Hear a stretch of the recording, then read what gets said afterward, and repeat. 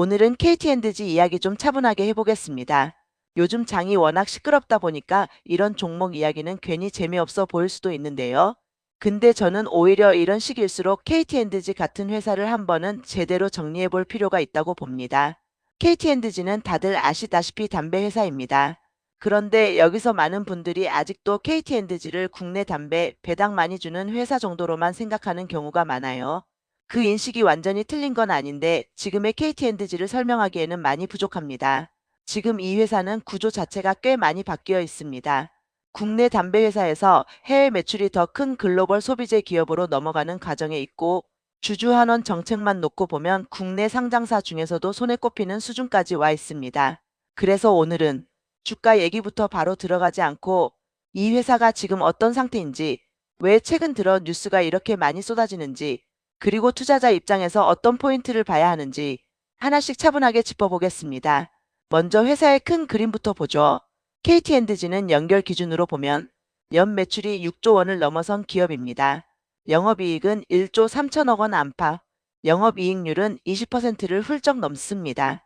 이 숫자만 놓고 보면 안정적인데 성장성은 없지 않나? 이렇게 생각하실 수도 있어요. 그런데 중요한 건 매출 구조입니다. 예전에는 매출 대부분이 국내 담배에서 나왔습니다. 지금은 다릅니다. 해외 담배 매출이 국내를 넘어섰습니다. 이게 굉장히 중요한 변화입니다. 국내 담배 시장은 이미 성숙 시장이고 가격 인상 외에는 성장 여지가 제한적입니다. 반면 해외는 다릅니다.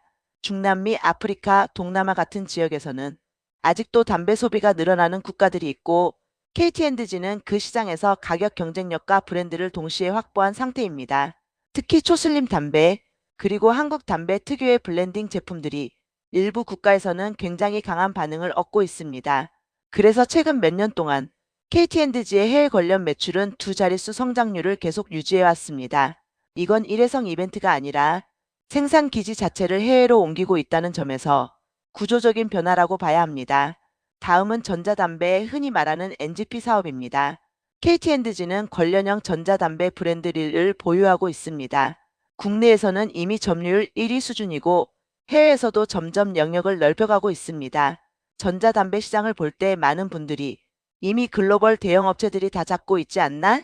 이렇게 생각하시는데 KT&G는 조금 다른 전략을 씁니다. 모든 국가에서 직접 다 하려는 게 아니라 어떤 국가는 글로벌 기업과 협업하고 어떤 국가는 직접 들어갑니다. 이걸 흔히 투트랙 전략이라고 부르는데 리스크를 분산시키면서도 자체 플랫폼 경쟁력은 유지하는 방식입니다. 실제로 최근 몇 년간 전자담배 관련 매출은 계속 늘고 있고 단순히 디바이스만 파는 게 아니라 소모품 매출이 따라붙는 구조라 수익성도 점점 개선되고 있습니다. 그리고 이 회사의 또 하나의 축, 바로 KGC인상공사입니다. 홍삼 건강기능식품 쪽이죠. 이쪽은 폭발적인 성장은 아니지만 굉장히 안정적인 캐시카우 역할을 합니다. 경기 침체기에도 완전히 무너지는 사업이 아니고 면세점 온라인 채널을 중심으로 수익 구조를 계속 다듬고 있습니다. 이게 왜 중요하냐면 담배 회사라는 이미지 때문에 간과되기 쉬운데 KT&G는 실질적으로 현금 창출원이 여러 개입니다.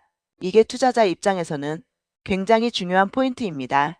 이제 본격적으로 왜 지금 KT&G 이야기가 이렇게 많아졌느냐? 이 부분을 짚어보죠.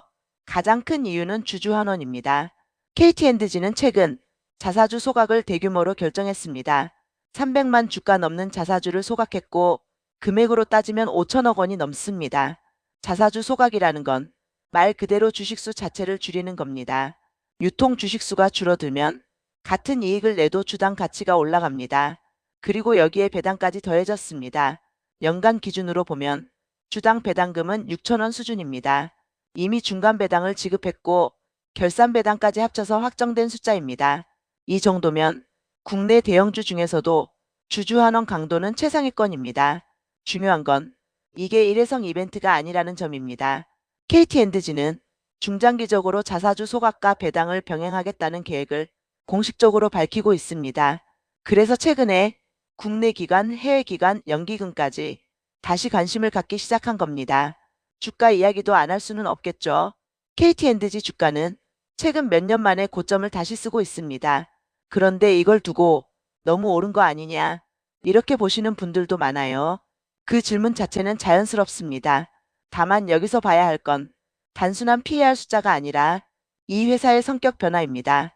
예전에는 국내 담배 회사 성장 없는 배당주라는 이미지였고 그래서 낮은 밸류에이션을 받았습니다. 지금은 해외 성장, 전자담배, 적극적인 자사주 소각까지 더해졌습니다. 이러면 시장에서 아예 다른 프레임으로 보기 시작합니다. 성장주라고 부르기는 어렵지만 성장 요소를 갖춘 고연금 흐름 기업으로 재평가받는 단계라고 보는 게 맞습니다. 그렇다고 해서 리스크가 없는 건 아닙니다. 이건 분명히 짚고 가야 합니다. 첫 번째는 규제 리스크입니다. 담배 산업은 언제든 규제 이야기가 나올 수 있습니다. 이건 국내든 해외든 마찬가지입니다.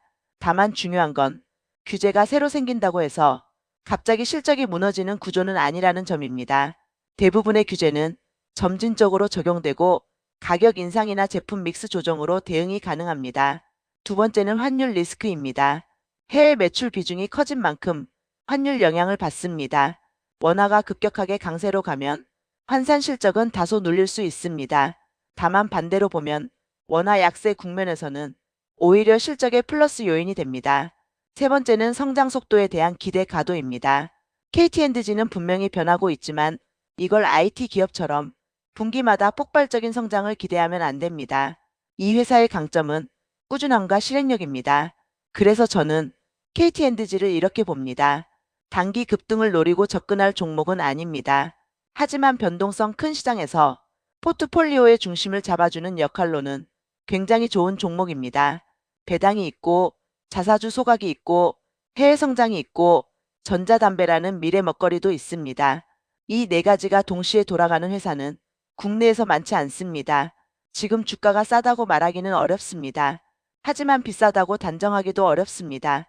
중요한 건 이 회사가 어디로 가고 있는지 그리고 그 방향성이 실제로 숫자로 증명되고 있다는 점입니다. 마지막으로 정리하겠습니다. KT&G는 더 이상 단순한 국내 담배 회사가 아닙니다. 해외 매출 비중이 더 큰 글로벌 소비재 기업이고 주주환원 정책만 놓고 보면 국내 최고 수준의 실행력을 보여주고 있습니다. 화려한 테마주는 아닙니다. 하지만 시장이 불안할수록 이런 기업의 진짜 가치가 드러납니다. 오늘 영상은 매수, 매도 이야기보다는 이 회사의 현재 위치를 차분하게 정리해보는 데 의미를 두셨으면 좋겠습니다. 여기까지 KT&G 이야기였습니다.